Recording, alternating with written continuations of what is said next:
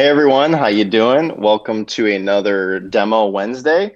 Excited to have a guest today. This is Natalie. Everyone say hi, Natalie. Hi, Natalie. How you doing? Hey, how's it going?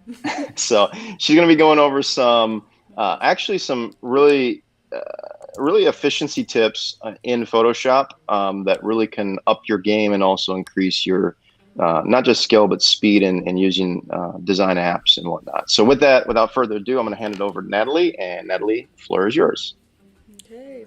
So, yeah, like you said, we're doing some Photoshop shortcuts today that can just really help with productivity, moving a little bit faster, and just speed in general. Like, I use these all the time and they're super helpful.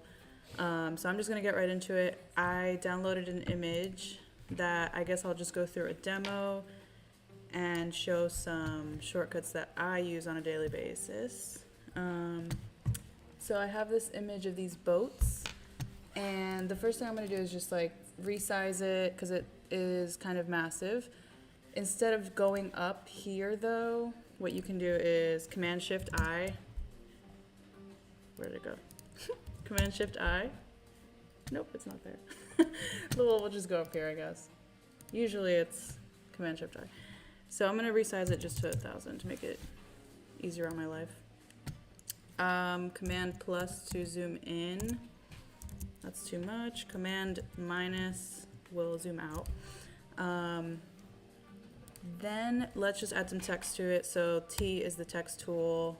Typically, I'm just gonna do, I think this is like Brazil or something, so I'm just gonna put Brazil.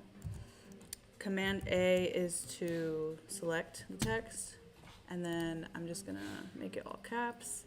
A nice one that I like to use is Command Shift and then the greater than sign to increase the size of your text instead of having to come over here and do it.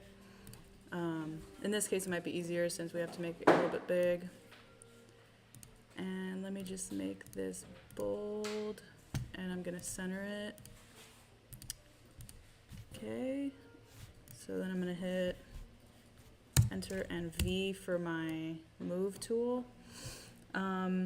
A good way, an easy way to lower your opacity without having to go to the side here is to just hit a number and it'll just change the opacity of the text. So I'm gonna make this probably like 70, and then I'm just gonna fade it a little bit into the image in the background. And for that, we'll wanna do a mask. So that's down here, and it adds a mask. And then in order to use your brush tool, you would hit B. Another good one for brushes is the brackets. Increase or decrease the size of the brush. Oops. I'm gonna do about that. And let's use a softer brush and lower opacity. And I'm just gonna do the bottom a little bit so maybe it fades into the image a bit. Let's increase it. Another one that I really like to use for making an image or an object larger is I like to hold down Option because it doesn't move, like it keeps it centered with the image in the background or whatever artboard you're working on. So you don't have to just, move it. It'll just stay where you want it to stay. Okay, so then I'm also going to use the clone stamp tool just to show how it's super easy to, if you wanted to add more boats or something. The clone stamp tool is the S, and you would select the layer, it's S, and to select the thing that you want to clone, you would just do Option, click, and then I can put this boat over here, duplicate it, and I'm going to do that with the water a little bit just to make it look more clean. Lower it. Yep. If you wanted to get rid of it, you would use you could still use the clone stamp tool and just do the clone stamping where the water's at. Let's see. You could do it over here and just kind of go over it, or you could just undo what you just did. But if you wanted to get rid of it with the spot healing brush tool, you could just hit the J, and this will just get rid of it in like one easy, quick swoop. It's really nice trick to get rid of something that's maybe in the background that you don't want there, like something like this, maybe this guy. Another thing we can do is if we want to add like a paragraph down here, just to show you the line spacing.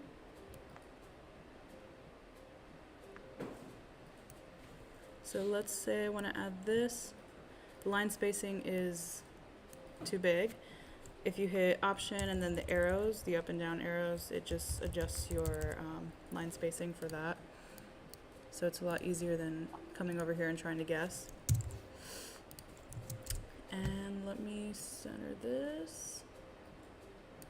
And because you can't read the text, I could just put a layer behind this one, which is Command-Shift-N, adds a new layer on top. And I'm going to select probably like this color just to make it look a little bit nicer. Use my B for brush and then the brackets to resize it. And just come through and kind of darken the background a little bit so that the text is more legible. And yeah, I think that's good for this quick tutorial. There's obviously a lot more things you can do with Photoshop and shortcuts and efficiency and stuff, but we'll probably do that in a later video. Agreed. Yeah, and I really like my thing is the talent. Of course, you need to have a design eye. You know the design principles in order to make those decisions. However, it gets to the point where once you know the design principles and what is good or not good to break, then it comes down to speed. How fast can you actually do it? Because the more you can, as a designer or as a social media lead on your team or in your company, the more you can crank out in a shorter amount of time, the better in the long run. Obviously, you need to keep the design standard high and know the brand and create the elements and design elements that align with the brand. However, speed is part of that game. And these tools, there's a lot of tools. I know you touched on just a handful. I actually, it kind of I find it funny that you hit, Command Option I to open up, resize the image, and it doesn't work. Sometimes Photoshop can be very annoying where it's like, this normally works. Command T. Yep. Sometimes I use that for free transform. Command T is a very common one I use probably daily, or anytime I'm in Photoshop, it's Command T. Mm-hmm. Yet sometimes Photoshop is just like, you need to reboot your computer in order for it to work. So a lot of times I see that happen. One thing I want to say is that we're going to put in the description a lot of these shortcuts. And if you ever have one that you use a lot, please, let us know, because we want to do more of these quick tips that can help you be more efficient in Photoshop and other tools. But right now we're going to be focusing on Photoshop for this demo and more. So thank you so much, Nataly. Any last words of wisdom?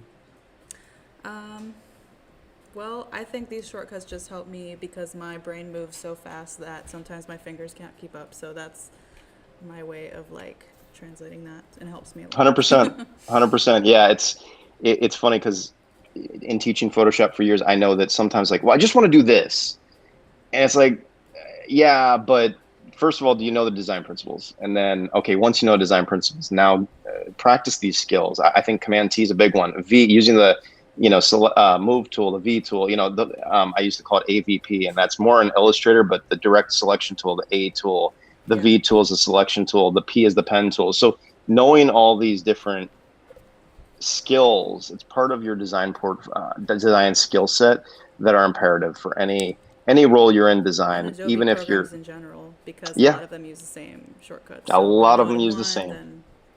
Yeah. Exactly. So, all right. Well, hey, thanks so much, Nataly. I really appreciate it.